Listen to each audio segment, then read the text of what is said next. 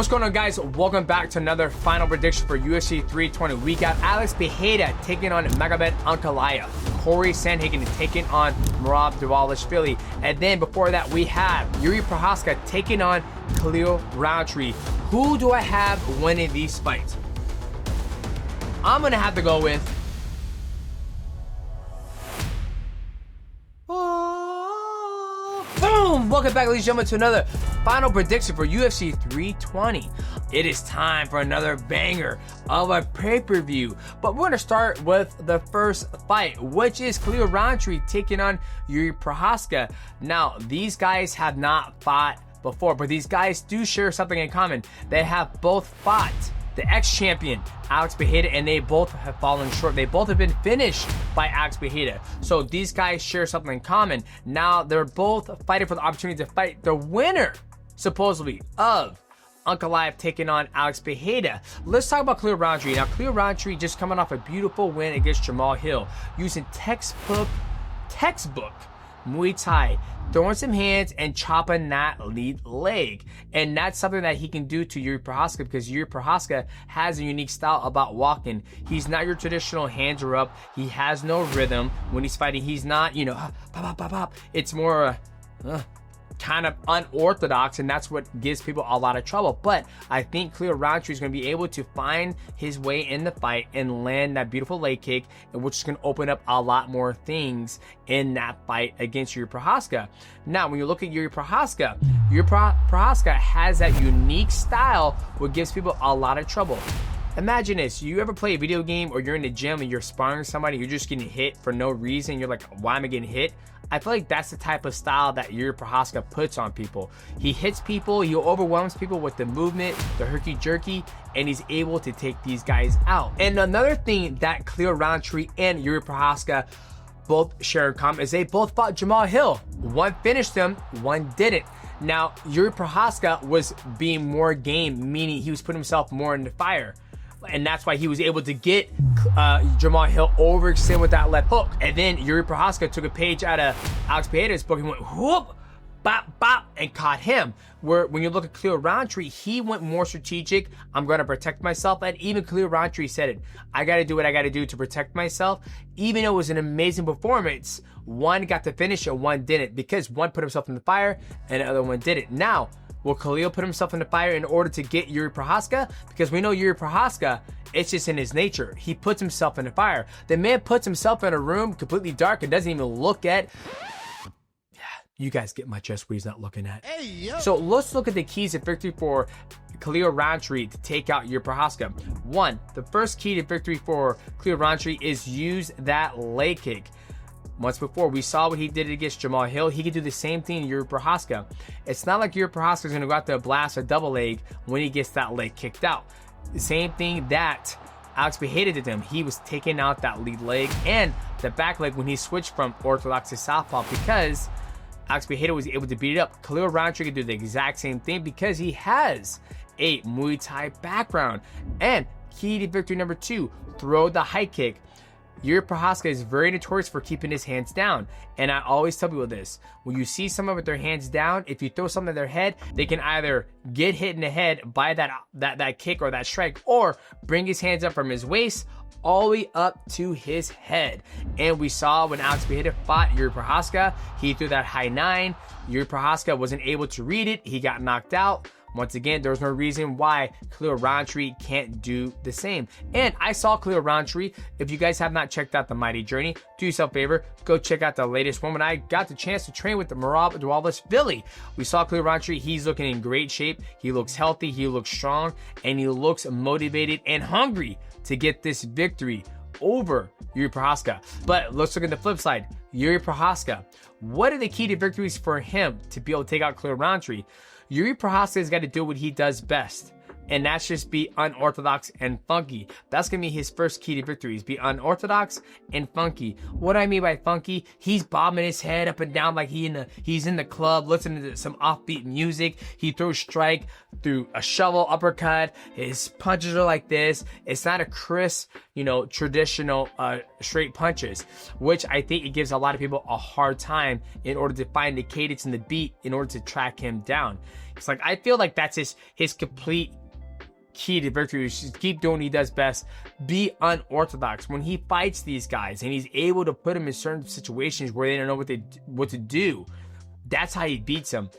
And put the pressure on people. When he puts the pressure on people with the unorthodox style, people tend to make mistakes. And when they make mistakes, Jiri Prochazka is able to capitalize on those people when they make that mistake. So when it comes down to that, who do I have winning between Jiri Prochazka or Khalil Rountree? Boys, there ain't no secret. I'm going my boy Khalil Rountree.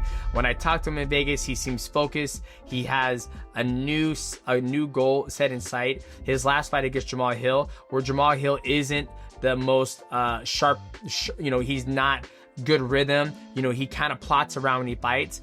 Khalil Rountree was able to take out that lead leg, stifle his movement, and I think he can do the same thing to Jiri Prochazka. So for that, I'm going to go with my man Khalil Rountree. And when we're talking about final predictions for UFC 320, we also got to cover PrizePicks. Now guys, this video is sponsored by PrizePicks. Now PrizePicks is a daily fantasy sports game played directly from your phone. It's very simple.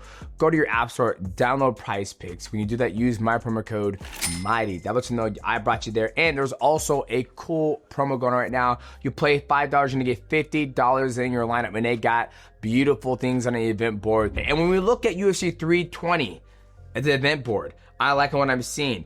Takedowns, I like less with Ankalaev landing only no takedowns. When he fought Alex Pereira last time, he went for 12 takedown attempts, and Alex Pereira defended every single one. So I will lock in that less. And significant strikes, you with Khalil Rountree. Do you think he's going to land 31.5 significant strikes? You're going to go more or less? I kind of like more. Khalil is more of a striker, but Jiri Prochazka can't take a lot of damage. He is a little bit, unorthodox. He gets hit a lot sometimes. So you go either more or less. Cory Sandhagen. Merab's very good about not taking damage. When you look when he fought Sugar O'Malley, you look when he fought Henry Cejudo, he doesn't take a lot of damage. So I actually like less with Cory Sandhagen. And Cory Sandhagen is kind of a sniper. He's a good scrambler, but he's not a high volume guy. He can be, but I think Merab does a good job of avoiding getting hit. So I like less with Cory Sandhagen. So boys, lock in those picks at the right place, which is PrizePicks. Shout out to PrizePicks for sponsoring this video. Now let us get back to the final predictions for UFC 320. Now let us get to the co-main event. This fight right here can be the main event. This should be flip-flop. I think Cory Sandhagen taking on Merab Dvalishvili, the Machine, should be the main event because we know that fight is going to be fireworks. Now, I got the opportunity to train with Merab Dvalishvili in Las Vegas for the Mighty Journey, and it was absolute pleasure and a joy. And when it comes to Merab's grappling ability, like I said, I got the opportunity to actually grapple him, and he's very, very sound. He knows what he's doing. He's very strong. And Merab has also done single grappling competitions where he'll go against somebody in a grappling and the guy's having a deep triangle, deep armbar, deep heel hooks, and Merab doesn't tap. When I say to you guys that the man is built different, I truly mean it. He's fucking built different. Now, when you look at this fight, Cory Sandhagen has been here before. He got the opportunity to fight for the belt against Peter Yan. He came up short. He's always got to that point when he gets the opportunity to fight for the belt. When he fought TJ Dillashaw, he came up short. TJ went off to fight Aljamain Sterling. Now, here we are again. Cory Sandhagen coming off a great victory of the former flyweight champion, Deiveson Figueiredo. He ends up beating him. Figgy tore his knee. Now, Merab, he's been on a tear. No matter who fights Merab, it's the same result. Merab is able to implement his same style on everybody. Jose Aldo, Peter Yan, Sugar Sean O'Malley twice, Umar Nurmagomedov. Will Cory Sandhagen be another victim of the Machine getting spit up and grinded out? Now, let's look at the keys of victory of both these athletes and what they do so well. let's look at Merab. Merab is able to set a pace in a fight, and he has that endless gas tank. With that endless gas tank, he's able to do all sorts of things. He's very good of hovering on a certain position and forcing his opponent to make a mistake. You look at the first time he fought Sugar Sean O'Malley. He stayed outside the void, looking at the feet, looking at the head, running him over with a takedown. The second time they fought, it was a continuation of that. Round 6, he did the exact same thing. Once he got the fight to the ground, you saw he would hover in certain situations. Then once Sean made that mistake, he came up, he wrestled up, he locked in that guillotine, he forced Sugar Sean O'Malley to tap out. So let's look at the key to victory number 1 from Merab. Key to victory number 1 is be the machine. Use that gas tank. Put the pressure and the pace on Cory Sandhagen. That's something he's just breaded and he's just built different. That's what he does to all his opponents. Key to victory number 2, be ready for Cory Sandhagen's scrambling ability. When you look at Cory Sandhagen, when he's been able to do, he does a good job of rolling to the legs, attacking the legs. He is not scared to go to the ground and have a scrambled ability. So Merab has got to make sure when Cory does go to the ground and tries to scramble with him, he's got to make sure he keeps the more dominant position and not get out scrambled, which I don't see Merab doing that because that's kind of his game. People scramble, he hovers them, he locks him down, and he's able to secure what he wants to secure in that position. Key to victory number 3, keep doing what you're doing by keep winning the positions. Right? If Merab is able to win the positions and keep Cory Sandhagen guessing, is Merab going to strike? Is Merab going to shoot? Is Merab going to try to guillotine you? Is Merab going to try to jump past your guard and get that submission he got on me? He's always keeping his opponents guessing, and that's why he is the most dominant champ in the bantamweight division. And Merab also has an ace in his back pocket. His teammate, best friend, Aljamain Sterling, has submitted Cory Sandhagen. Now let's look at Cory Sandhagen. Cory Sandhagen has to be very unorthodox. That's going to be his first key to victory. What do I mean by that? You look when he fought Frankie Edgar, he would move, boom, out of nowhere. Beautiful flying knee. And then when he's fighting TJ Dillashaw, he's moving back and forth. He's throwing beautiful combinations, piecing up TJ Dillashaw. But TJ Dillashaw was able to out-wrestle him and put him in a position where the judges thought he lost that fight. That is going to be the key to victory for him. He's got to be unorthodox and not allow Merab to get a beat on him by throwing those flying knees, always going after the legs, always creating a scramble. That way Merab cannot pin him down. Key to victory number 2, he does have the range advantage. So Cory Sandhagen is going to have to be able to be out there pot-shotting Merab to force him to come across the void. When he does come across that void, go back to key to victory number 1, be unorthodox. Have him run into something. Have him second guess, I'm here now, what do I do? Boom.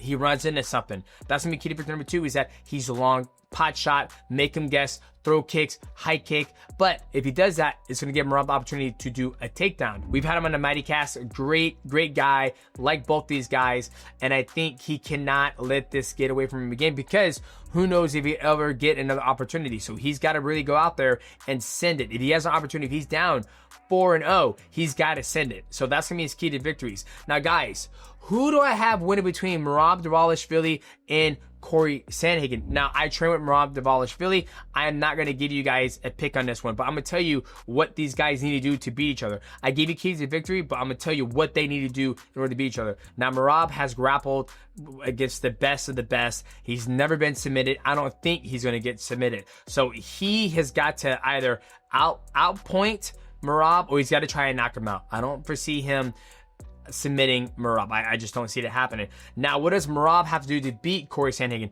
Merab has just got to keep Cory Sandhagen guessing, and when Cory Sandhagen makes a big mistake, he's got to make him pay for it dearly. When he wrestles up, look to take him out with a rear naked choke, the guillotine or the darts like he did against Sugar Sean O'Malley. And when Cory does go to scramble because he failed to take down or Merab takes him down, he gets take you down, he's gonna pop and he's gonna roll to his legs. He's just gotta outwork Cory Sandhagen. So boys, you guys leave a comment down below who you guys see is gonna win between Merab or Cory Sandhagen. But let us go to the main event.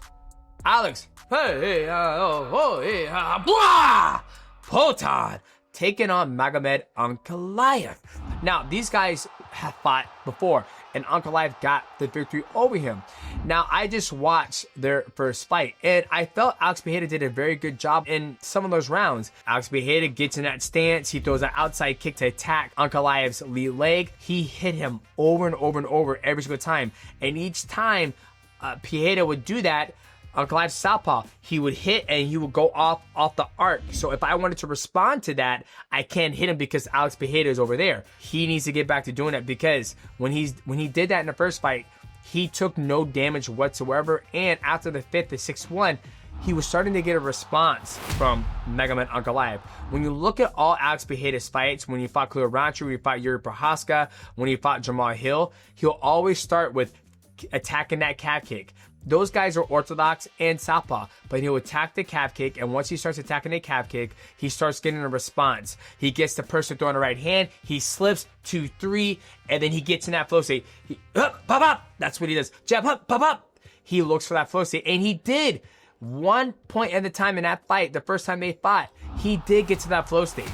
He did get to it, but Ankalaev was doing a great job of being disciplined, not overextending, always throwing the push kick, which I felt gave Alex Pereira a hard time. And he also had Alex Pereira going on the back foot, on his back foot, where typically it's the reverse. Everybody else who fights Alex Pereira is going backwards. And when you look at before Alex fought Ankalaev, he was doing all this traveling, doing all the vlog on the YouTube channel. He was in Korea sparring people. He was over in Australia sparring people. This time he stayed home. He really is focused against Magomed Ankalaev. And the first time they fought, Ankalaev went 0-12 for takedowns. So we know Alex Pereira can defend that takedown. And we know if he truly want to get his back off the cage, he can do it. It's just, does he want to do it? That's what the question is going to come down to. Will he expend the energy to get his back off against the cage? Now, when we look at Ankalaev, what he do in the first fight was, one, be very disciplined, not try to always hit Alex's head. And then when he got Alex Pereira against the cage, he would make Alex Pereira carry his weight. And then there was one time that the ref pulled him off the cage.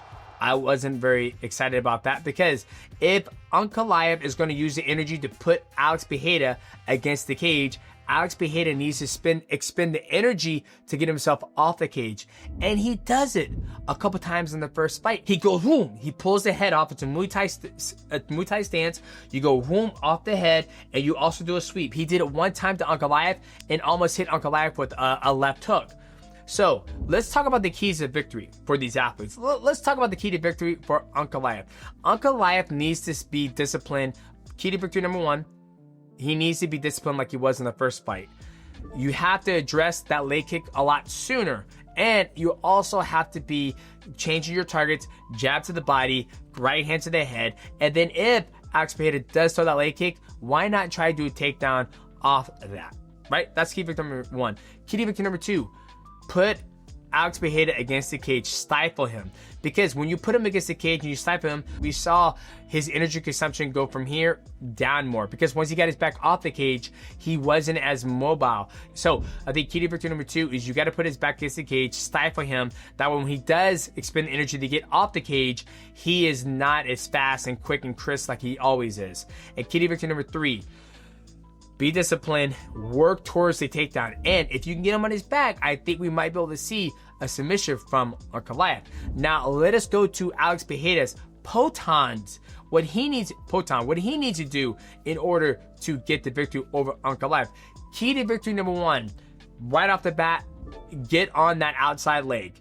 Get on it, because the first time you guys fought, he had no response for it. I think that's his sweet spot, is that he does that outside lead leg kick in order to get a response from his opponents to force them to come across the void to make a mistake. So he's got to go on that immediately.